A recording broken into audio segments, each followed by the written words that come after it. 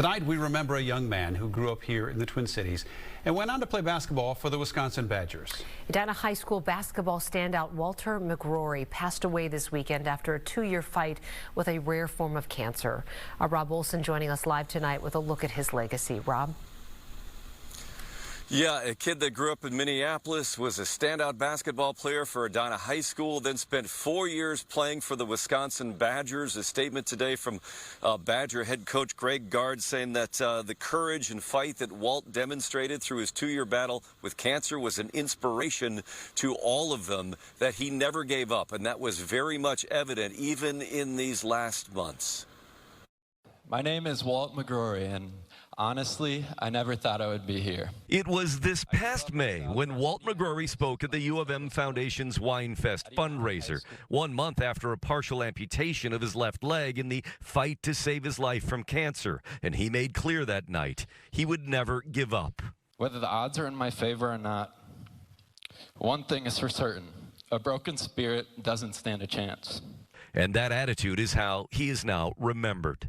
He had some very difficult times and very painful moments, but he always kept his smile on. Pat Dorsey was Walt's head coach for 1 year at Edina High School. It was the year Walt made varsity basketball as an 8th grader. In 2017, as a senior, Walt then set the all-time Edina scoring record.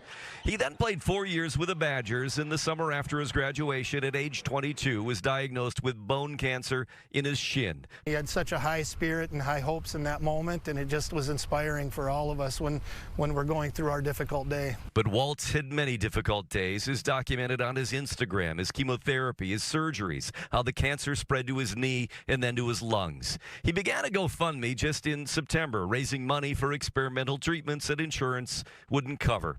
As he fought, his former Badger teammates paid him a visit, and in November, his former coach talked of him after a game. Just to let you know that we love you here in Madison. Walt McGrory has now lost his battle, but he never stopped the fight. I'd like to make a toast to more life. Yeah, pretty moving moment there. He thanked, too, this care team at M Health Fairview Masonic Children's Hospital, where he underwent much of this treatment. That GoFundMe that he started just in September had already raised more than $120,000 for his seek to get some experimental treatments and regimes. Of course, he never was able to pursue that as much as he wanted to, passing away this weekend, surrounded by family.